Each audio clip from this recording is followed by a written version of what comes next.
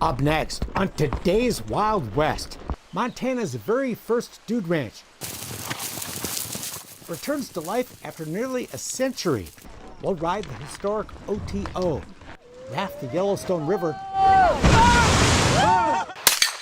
and much more. Plus, meet the Mad Hatter of Montana, maker of fine custom cowboy hats. There, that's better. And cowboys, Indians, and romance. As Ramona, California's official outdoor play, turns 100. It's all next on today's Wild West. The Wild West. It's still out there. And we'll show you how to find it. This is today's Wild West. It's the Old West and the New. On the doorstep of America's first national park. We're bringing guests back to Montana's first dude ranch for the first time in 83 years. I think it's beautiful out here. It's the OTO, Montana's very first dude ranch, back in business after being shut down for nearly a century. We never slept a night in a place that was 100 years old. And then you're eating dinner in a lodge that President Roosevelt was in. Yeah. The Old West was fading away as a new era began, dude ranching. The OTO was among the very first to welcome guests like Theodore Roosevelt, who came here from all over the country and around the world to experience the American West. As a family traveling, we're always looking for something authentic, have an experience that we're all going to talk about and remember, and this hit that in every respect. They called him Pretty Dick. He got a lot of attention, and because he had a big personality, apparently was Mr. Cowboy. Cowboy, hunting guide, and Yellowstone stagecoach driver Dick Randall and his wife Dora built the place themselves and welcomed their first paying guests in 1912.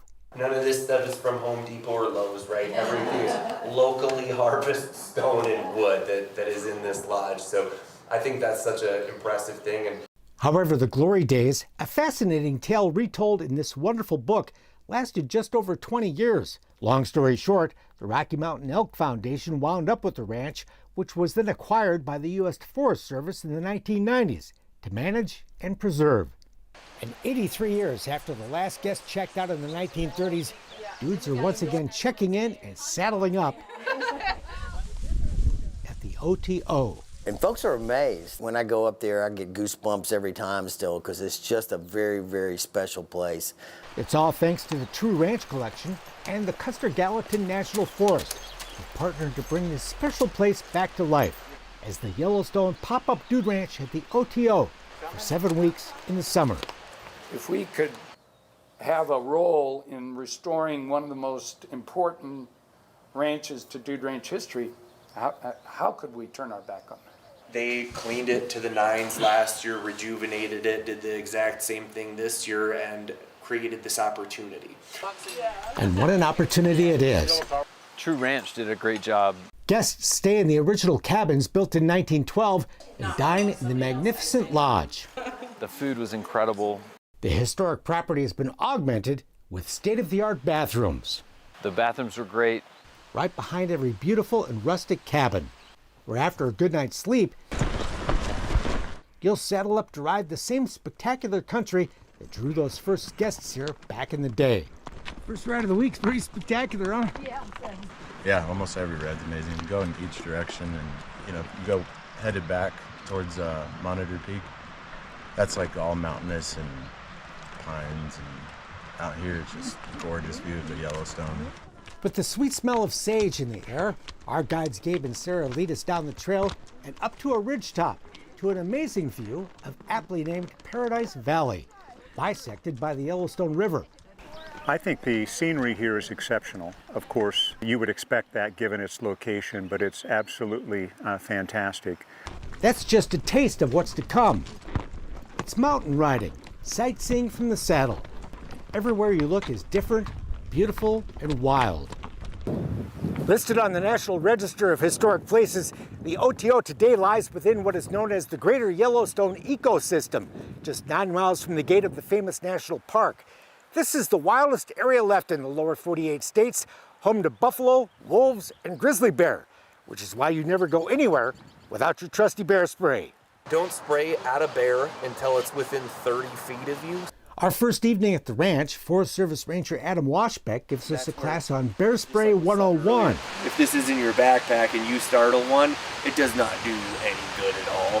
So having it on your hip is definitely the proper play for working and playing in these areas. Using practice cans, we learned the spray is about protecting the bears as much as ourselves, encouraging the animals to stay away from people. And by the way, this is not insect repellent. So you can't take this off and hose your kids off so they don't get so bears don't come up to them. That is a real thing that occasionally happens. Just to be clear there, it's not a repellent, it's mace. No grizz this week, but out on the trail, we do see their cousin, the black bear. While you don't always see animals, Bones, oh yeah, big bones. the signs of wildlife are all around us. Off we go. Off we go. We've traded our cowboy boots for hiking shoes to explore the OTO neighborhood on foot. Because this is prime rattlesnake habitat in there.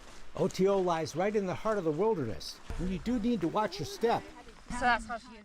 We don't see snakes, but we do see this fur, Here, let me pick up this one. maybe from a grizzly. And compared it, there's that grizzly hide where you all sit right behind you on that wall.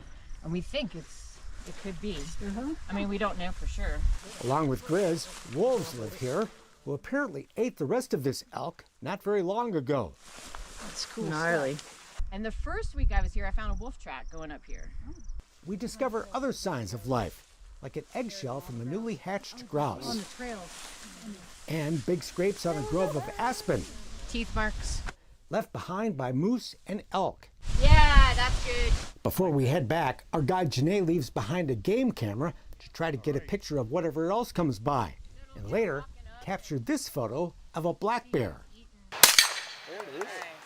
Meanwhile, back at the ranch, there's more fun on foot. Target shooting with a .22 rifle. There you go, and then click it all the way back in. Safely supervised, of course.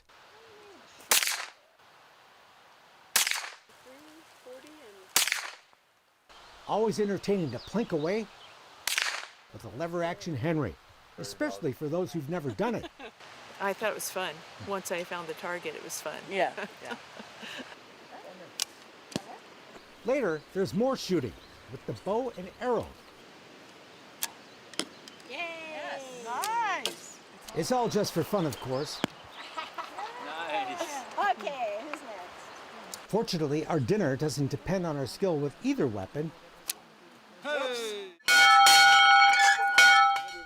And we are spoiled by the cuisine. The food's been good. Buffalo steak, one of the more memorable meals. There's just 14 guests, and we share our dinner's family style around big tables in the historic lodge. Everything is so good. I think that there's like a special feeling here that comes with how intimate it is and how small it is. There's also fun around the pool table. Just like guests back in the day, It's kind of like time travel and brought this old ranch back to kind of the way that it was back in the teens and 20s. enjoying the same big front porch and the magnificent views that delighted guests 100 years ago. There's a freshness about it because it hasn't been in business all of these years. Everything it takes to operate a dude ranch has been hauled here by True Ranch, All the mattresses we have, all the linens we have, all the firewood we have. including the electric fence that protects the kitchen area from grizz. So anything that's a natural attractant to bears, you have to have the bear fencing up. So we have our entire kitchen outlined by electrical bear fencing. Another electric fence surrounds the horse pasture. I mean, we've seen scat here and there, prints, but nothing too alarming. It is something to take serious, but we haven't had to deal with any struggles yet. Gabe and Sarah round up and drive in the herd every morning. Then brush, bridle, and saddle the horses next to the great old barn the Randalls built more than 100 years ago.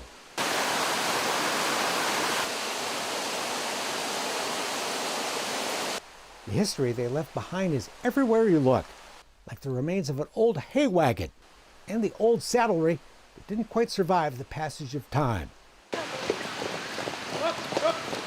Today, the saddled horses are driven up from the barn to the lodge, where we mount up on the front lawn, where buffalo wandering out of Yellowstone Park in the winter have sometimes come to feed. We're headed to some really beautiful meadows up that way today.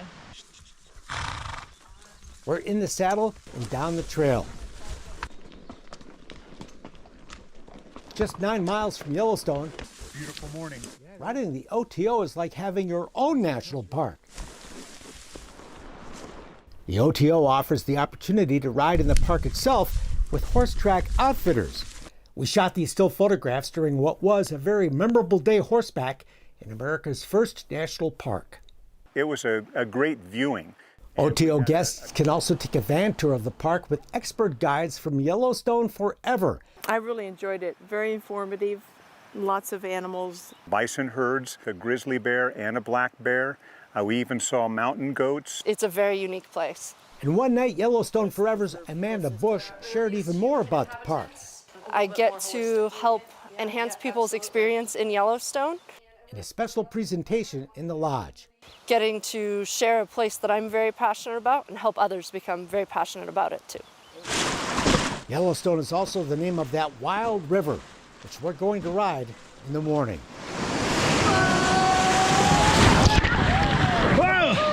Rafting the Yellowstone. The last major undammed river in the lower 48. That was awesome. And a wild ride for guests of the OTO. It's a short trip from the ranch down the mountain to the Flying Pig Outfitters in Gardner, Montana. When you're in the boat paddling, or even when you're just chilling in the boat, you don't want to smack someone in the head, knock their teeth out. Where we first get a bit of rafting 101. All right, let's start going all forward. Snug in our wetsuits here in late June, we're off. Take a break. All right. We're here a year after the river's historic flood. After the flood, all those rocks kind of got pushed to the side or further downstream. No sign of it today. Just a lot of fun whitewater.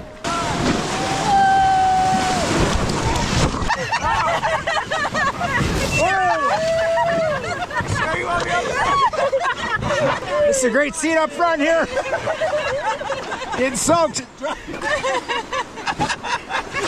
a seat in the house. Oh, that was classic. There are some mellow moments too. So all the land on that left bank there, right in front of us, is all Yellowstone. All the land behind us on the other side, 89, is the Gallatin National Forest. That's Electric Peak off in the distance. Is that an eagle? Closer, an osprey nest. Big bird. I've seen a bear in the water too. Oh, there's another one. And in the river, we spot an otter. You guys look way too dry. Another raft full of OTO guests is riding the river. There you go. And the water fight is on. By the way, there is a reason they call this outfit the Flying Pig. The original owner, he told his grandfather that he wanted to do a big kayaking trip from the mouth of the Yellowstone right outside the park all the way to the Gulf of Mexico. His grandfather said, "You'll do that when pigs fly." And so he ended up doing it, and his grandfather was so proud of him that he gave him all the money to start up the Flying Pig Adventure Company. But today we're doing the flying on a river of melted snow.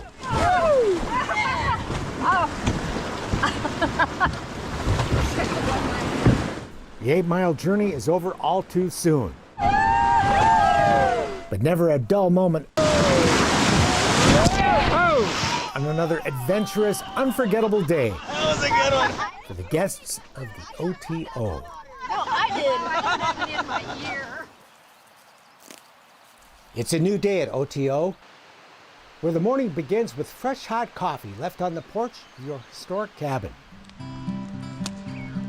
And the evening winds down with a guitar around the campfire. In between our days, the Martinez family, here from Hawaii, will never forget. with the horses and the campfires at night. It's real. It's a real experience. Those are the ones you're going to talk about forever. Would you do it again, you think? Absolutely. Oh yeah, yeah. It's all thanks to the vision of Dick and Dora Randall more than a century ago. And today, the U.S. Forest Service and True Ranch. Is that good stuff? For the Yellowstone Pop-Up Ranch, a historic dude ranch experience full of memories that will last a lifetime. Whoa! You can't go to the OTO without a cool cowboy hat. Up next, meet the woman who can make you one at Montana Mad Hatters. It's truly my family heritage. Montana Mad Hatters is more than a custom hat shop. I truly think that this was my destiny.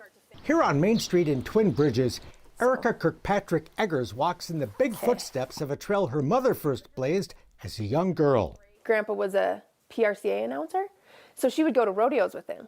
And she'd see a guy's hat that she'd like, and she'd go home and get on the tea kettle and shape it and change it all the time. So she's always been good with hats.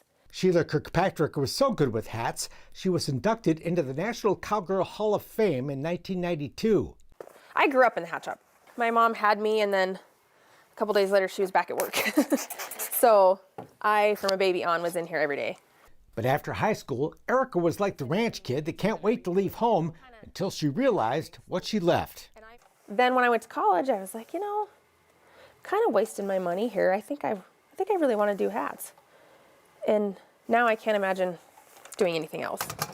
Today, from start to finish, this meticulous woman does everything herself. Yeah, and then you put the gold leaf. It's my name on each hat that goes out the door, so yeah, it's nice to have somebody in here, but it's hard to find somebody else that is as passionate about it as I am. She starts with this unique device to measure your head and its shape. So I take this and then I cut this out and I make it on a piece of styrofoam. Mine's a bit odd. That's the shape of your head. Which is not unusual. Not everybody's proportionate. And our eyes aren't level, our ears are off, and our nose is not in the center of our face. None of us are proportionate at all. The styrofoam pattern becomes the foundation. Yep, so this is what they come in like. To turn a raw hat body into a work of art. Beaver is the most desired product. Hat bodies are made of rabbit fur, beaver, or both. 100X is 100% beaver.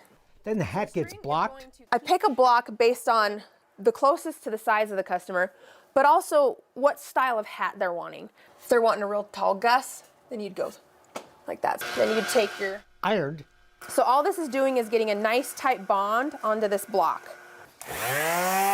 Sanded. So this is gonna shave all those fibers down and make them real nice and soft. And singed. With alcohol to burn the extra hairs off. Whoa! Cool. And it just kind of singes those last little hairs off. And it's a lot of feel. I wanted to know a recipe of this is how you do it and this is the product you get. And it doesn't work that way. Each hat behaves differently and it's all feel and it is very much an art. Everything is done by hand. Cutting the sweatband, stamping it with the owner's name, and sewing it in. What I do is I actually lace it together. After ironing the brim, it's time for the grand finale, shaping. The hat has to fit the person. You have to go by their shape of their face and just kind of make it to where it looks like the hat is part of them. There, that's better. But yeah, this guy just wants a Gus crease. So I did a little taller crown than I would do if I was doing a cattleman's or a buckaroo. There are lots of details, like adding a pencil roll. You just keep working it so you get the desired amount of roll that you want. The tool she uses is antique, as is much fur equipment, fitting for a shop that believes in old school craftsmanship. Colored hats are coming back. No matter what new direction hats may take. We make everything from a Western hat to women's fashion hats is what I like to call them. In this shop decorated with hats from the past. A hat is part of a cowboy's gear. I mean, it's just as important as a saddle or their boots or spurs or any of that. It's satisfying work. I had a little gal bring in her grandpa's hat and it had no sweatband. I mean, it was in rough shape. And we rebuilt it and kind of designed something that she would wear and put her grandpa's name in it and her name in it. And She cried when she came and picked it up. And after growing up in this business, today Erica believes she was intended to be here all along. I love it when someone walks in and when they walk out of the door, they're just beaming because you made them feel so good about themselves. Preserving a part of the rich legacy of the American West. Feel pretty blessed to be here. Still to come, the 100th birthday of the turbulent frontier love story that is California's official outdoor play. Go to hell, pig farmer. It's a Western. That's right, Curly. A love story.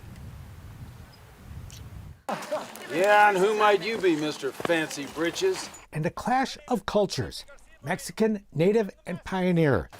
Set in the turbulent days of the American takeover of California. Starland now, lady. Following the Mexican War. It is Ramona, California's official outdoor play. Yep, proclamation of Sacramento. Alessandro, what are we to do? We are lost between two worlds. Come away with me. Where? Celebrating its 100th year of performances at the Ramona Bowl Amphitheater in Hemet, California. It is the story of California, so it's been incredible to be a part of that and to learn about the history that's in our own backyard. Ramona is based on Helen Hunt Jackson's celebrated 1884 novel. She traveled all over California, and she picked up bits and pieces of the show. You're going to answer for this, Farrar. You too, Curly. Inspired by real people, real events, and Jackson's outrage over the mistreatment of the American Indian. She came into this area and she heard a story, a true story. The popular 19th century author had first chronicled Native American suffering in her 1881 book, A Century of Dishonor. It was a very powerful book, but nobody wanted to read it. Your mother was Indian. So she wrote a novel that's been called something like an Old West Romeo and Juliet. An Indian? So she picked up stories from all over California. To tell the same message. To show how badly the Native Americans were being treated. And Ramona was a huge hit. And it was extremely popular. People came all the way into California trying to find where Ramona and Alessandro lived. Local business leaders who'd long wanted to stage an outdoor play wanted to capitalize on all that interest in Ramona. And there was a director from England, his name was Garnet Home, and he was doing these outdoor plays all over California. Holmes not only wrote the play, but found the perfect location to stage it. He came here, toured around, walked into this valley and said, this is where you should do the play. The Ramona Bowl Amphitheater was built specifically for this play. And this beautiful bowl where the amphitheater was built makes it pretty easy for the audience to imagine they're back in 1850 California. And that's exactly what they feel because it's natural. There's no stage props, there's no curtain. So it's a beautiful venue. You just feel it, like even when you see it as an audience member and you first come in through that main archway and you walk into the space and it's just absolutely magical. Ramona debuted at the amphitheater in 1923. She went to New York and did all sorts of things right after Ramona. Hollywood actress Ann Archer once starred here as Ramona, as did Raquel Welch, who returned to see the play in 2009. And longtime Hollywood star Victor Jory played Alessandro for years in the 1930s. Oh my gosh, to be part of 100 years. Deborah Dawn Shockey starred as Ramona in 2008. Oh, one of 4 principal roles she's played over the years since she was first cast in 2006, with some time off to have her children. Once it gets a hold of you, you may try to escape, but she gets you back.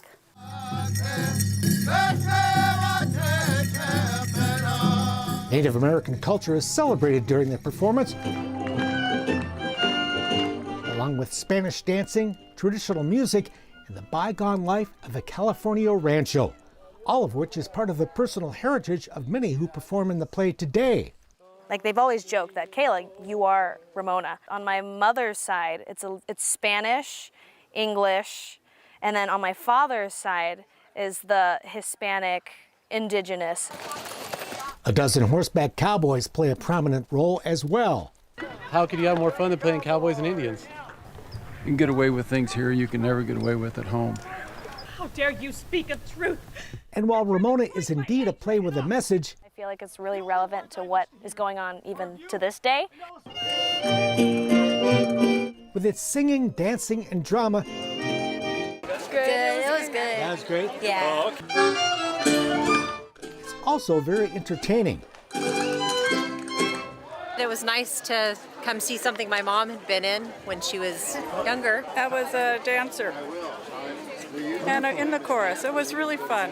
It's a lot of fun coming up here on the weekends, you know. And it's great fun to be part of the production. Just being out here and doing theater, actors, horses, cowboys, dance. The fun part of it is all the cowboys and shooting and horses. Thank you so much for this honor. Helen Hunt Jackson's descendants were on hand for the play's 100th anniversary as their famous ancestor became the first woman honored with a California literary landmark, unveiled before the final performance of its 100th season. Thank you. And of course, the 100th anniversary is really an amazing accomplishment. Ramona gets no government funding, running on ticket sales, private donations, and most importantly, the passion of those who love it. What keeps it going is the volunteers. They just love it because we rehearse on the weekends. So you come up here on a Saturday and Sunday like today and you have fun. And I so think about how wonderful it would be to be able to go back and to say, Miss Jackson, you wrote this book and you changed the world. You changed hearts and minds, and we're still doing it now because it still needs to be told. And so we'll continue to do it. It needs to be another 100 years. That's it for now. We're back next time with more cool stuff from today's Wild West. I'm Mark Bedore. We'll see you down the trail. For more information on the people and places featured in today's Wild West, or to order show DVDs and books, visit todayswildwest.com. Funding for today's Wild West provided by the Leggett Foundation, the Chuckwagon Trail Riders Foundation, and Monty Carroll Montgomery.